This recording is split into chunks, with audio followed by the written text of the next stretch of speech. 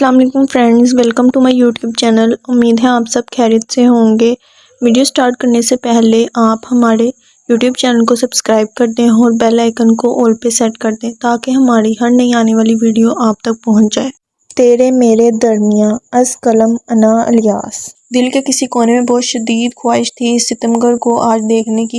White shalwar قمیض پر ایلوی green waste کوٹ پہنے، goggles لگائے، وہ بھی کسی ریاست کے شہزادے سے کم نہیں لگ رہا تھا۔ اس نے اپنی بائیک بالکل ہالہ کے پاس روکی اور پھر اس سے اتر کر اسے نظر بھر کر دیکھا۔ ہالے مائی ڈیڈی، ہلکے سے اس کے پاس سے گزرتے ہوئے وہ بولا، جبکہ ہالے تو ابھی تک اس ساحر کی مسکراہٹ کے سحر سے نہیں نکل پائی تھی جس قدر وہ ہرٹ ہوئی تھی۔ ابھی اتنی جلدی وہ اس کو معاف کرنے کے حق میں نہیں تھی۔ وہ سٹیج کے پاس کھڑی مٹھائی کی چیزیں ارینج کرتی سٹیج پر پہنچا رہی تھی کہ اس کے واٹس ایپ میسج کی ٹون آئی۔ اس نے میسج اوپن کیا تو ضامن کا میسج تھا، "wanna take you tonight to a place where no one could see us and I could tell you how much I love you"۔ اور ساتھ ڈھیر سارے ہارٹس اور کسنگ ایموجی تھے۔ حالانکہ گال دہک اٹھے۔ اس نے غیر اختیاری طور پر جو ہی نظر اٹھا کر سامنے دیکھا تو سٹیج پر عصمت کے ساتھ بیٹھے ضامن نے نظر لی جو اس کے بلشنگ فیس کو دیکھ رہا تھا۔ اسے اپنی طرف دیکھتے پایا تو اپنی شرارتی مسکراہٹ سمیت اسے آنکھ ماری۔ حالہ نے بے اختیار رخ پھیر کر اپنے دھڑ دھڑ کرتے دل کو سنبھالا۔ مہندی کی رسم کے بعد جیسے ہی گروپ فوٹو کا سلسلہ شروع ہوا، عصمت نے عاصم صاحب اور ان کی فیملی کو آنے کا کہا۔ عاصم صاحب اور ان کی بیگم سمیہ اور عصمت کے ساتھ صوفے پر بیٹھ گئی جبکہ حالہ اور رمشا صوفے کے پیچھے چلی گئی۔ حالہ نے شکر کیا کہ ضامن نہیں تھا وہاں، مگر یہ شکر تھوڑی دیر کا تھا۔ جیسے ہی فوٹو گرافر پکچر لینے لگا، عصمت نے اسے روک کر ادھر ادھر دیکھا۔ دائیں طرف سے ضامن آتا دکھائی دیا۔ حالہ جذبت ہوئی جب ضامن اس کے دائیں طرف آیا کیونکہ اسے بائیں طرف رمشا کھڑی تھی۔ ابھی فوٹو گرافر تصویر لینے ہی والا تھا کہ حالہ کو اپنی کمر پر ضامن کا ہاتھ سرسراتا محسوس ہوا۔ اس کی تو سانس سینے میں اٹک گئی۔ "بھابی پلیز تھوڑا اسمائل کریں"۔ فوٹوگرافر بھی ان کا جاننے والا تھا جس کو پتہ تھا کہ حالہ ضامن کی منگوہا ہے۔ حالہ نے ایک غصیلی نظر ضامن پر ڈال دی جو سامنے دیکھتا شرارتی انداز میں مسکرا رہا تھا۔ حالہ نے ایک سیکنڈ میں کچھ سوچا اور اپنے پاؤں اندازے سے آگے کر کے اپنی ہیل کے نیچے ضامن کا پاؤں زور سے دبایا۔ ضامن یکدم چیخا اور حالہ نے فوراً پاؤں کھینچ کر منہ نیچے کر کے اپنی ہنسی کنٹرول کی۔ "کیا ہوا؟" سب نے یکدم پریشانی سے پوچھا۔ "نہیں، وہ پاؤں پر کچھ کاٹا ہے"۔ عصمت پریشانی سے کھڑا ہوا۔ "دکھاؤ"۔ "ارے کچھ نہیں ہوا، بیٹھ تو"۔ اسے بٹھا کر اب کی مرتبہ ضامن نے تمیز سے فیملی پکچر لی۔ کھانے کے بعد رمشا حالہ کے پاس آئی۔ "بھابی، وہ اویس انکل باہر گاڑی میں بیٹھے ہیں کہ کہہ رہے ہیں آپ سے کچھ بات کرنی ہے"۔ "تو کیا وہ جا رہے ہیں؟" حالہ نے حیران ہو کر پوچھا۔ "شاید آپ جلدی سے جائیں"۔ حالہ تیزی سے اپنا لہنگا اٹھائے باہر آئی۔ ابھی وہ گلی میں نکل کر ان کی گاڑی ڈھونڈ رہی تھی کہ ایک ہاتھ نے اس کا ہاتھ تھاما۔ اس نے ڈٹ کر دیکھا تو وہ ضامن تھا جو اس سے لیے اپنی گاڑی کی جانب بڑھ رہا تھا۔ "کیا کر رہی ہیں آپ؟ کہاں لے کے جا رہی ہیں؟ چھوڑیں میرا ہاتھ"۔ وہ اس کے ہاتھ سے اپنا ہاتھ چھڑاتے ہوئے بولی۔ وہ خاموشی سے اسے لیے گاڑی میں بیٹھا کر تیزی سے ڈرائیونگ سیٹ کی جانب آیا، مبادا کہ وہ لوگ کھول کر اترتی۔ بیٹھتے ساتھ ہی وہ زن سے گاڑی بڑھا لے گیا۔ "آپ لوگ کھول رہے ہیں یا میں شور مچاؤں"۔ حالہ کو سمجھ آ گئی تھی کہ جب تک ضامن لوک نہیں کھولے گا اس کی سائیڈ کا دروازہ نہیں کھلے گا۔ وہ تھک ہار کر بیٹھ گئی۔ ضامن خاموشی سے کوئی نمبر ملا رہا تھا۔ "ہیلو، میری اماں ابا کو بتا دینا کہ حالہ کی رخصتی ہو گئی۔ اس وقت وہ اپنے میاں کے ساتھ اپنے گھر جا رہی ہے اور وہاں سے ڈائریکٹ اس کے بیڈ روم"۔ ضامن کی بات سن کر اس کے ہاتھ پاؤں ٹھنڈے ہوئے۔ "ہاں ہاں ہاں، آف کورس، میں کیسے برداشت کر سکتا ہوں کہ مجھ سے پہلے تم پیور شادی شدہ کہلائے۔ ایویں تو نہیں، آج کا ڈریس بنوایا تھا، دلہن بنا کر ہی اسے اپنے روم میں لے کر جانا تھا"۔ ضامن تو آج اسے شوق پہ شوق دینے پر تلا تھا۔ اس نے کن آنکھوں سے حالہ کے حیران چہرے کو دیکھا۔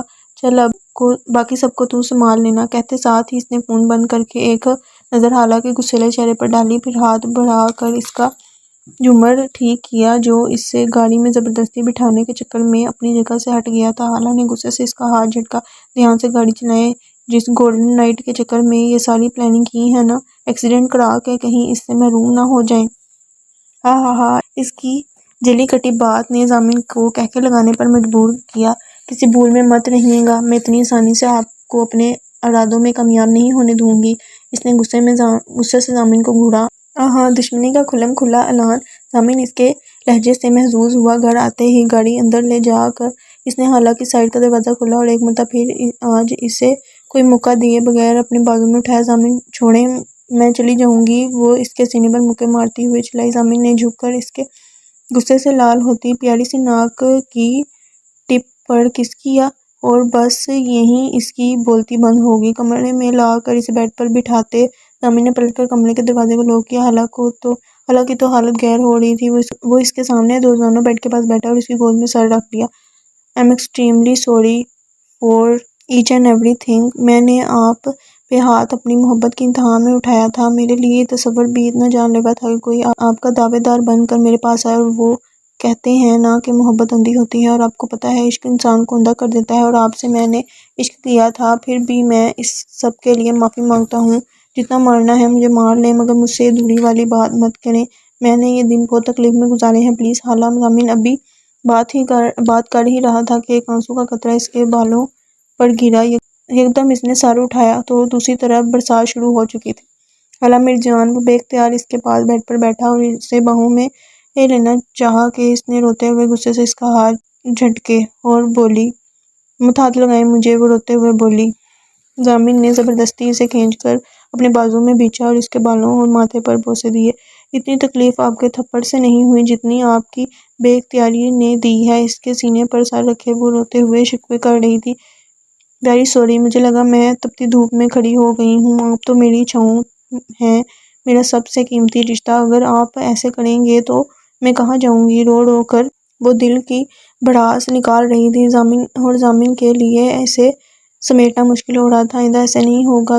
ضامن کے لبوں پر وہ یقین لے آئی، پھر یکدم یاد آنے پر پیچھے ہوئی۔ ضامن نے حیرت سے دیکھا، آپ نے اس راز زمان کے ساتھ ڈرل سے کیا کیا؟ خالہ please don't talk about anyone else. ضامن نے اس کے بالوں میں ہاتھ پھیرتے ہوئے کہا، پلیز بتائیں نا، نہیں تو میں ناراض ہو جاؤں گی۔ اس نے ضامن کو دھمکی دی۔ یہ فرسٹ اور لاسٹ ٹائم بتا رہا ہوں، اور ادروائز ہم اپنے مشن اور پروفیشنل لائف سے متعلق باتیں اپنے گھر والوں کو نہیں بتاتے۔ وہ مشن پرسنل بھی تھا، اور اس سے بدلہ آپ نے اپنے پرسنل کنسرن کی وجہ سے لیا ہے۔ ہاں یہ صحیح ہے۔ جب میں نے آپ کا چہرہ دیکھا تو I can't tell you مجھ پہ کیا قیامت ٹوٹی تھی، لہٰذا میں نے ان ہاتھوں میں اتنے سوراخ کیے تھے کہ وہ ہاتھ آئندہ اٹھنے کے قابل نہ رہیں۔ اف ضامن، آپ کتنے خوفناک ہیں۔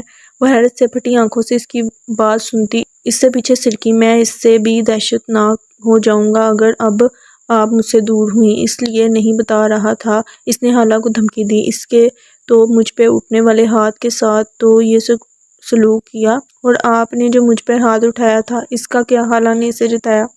ضامن نے اس کے آگے اپنا وہی ہاتھ پھیلایا۔ آپ کی مرضی، جو سلوک کرنا چاہیں کریں، میں اف تک نہیں کروں گا۔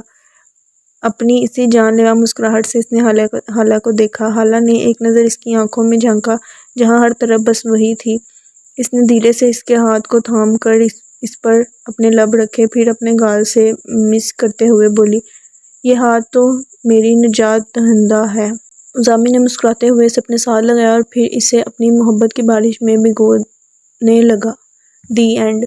امید ہے گائز آپ کو یہ ہمارا چھوٹا سا ناول بہت پسند آیا ہوگا۔ اپنے فیڈ بیکس کمنٹ سیکشن میں دینا مت بھولیے گا، اور اگر آپ کے کوئی فیوریٹ ناول ہے جو آپ چاہتے ہیں کہ میں ریڈ کروں تو آپ کمنٹ سیکشن میں بتا سکتے ہیں۔ تھینک یو اینڈ اللہ حافظ۔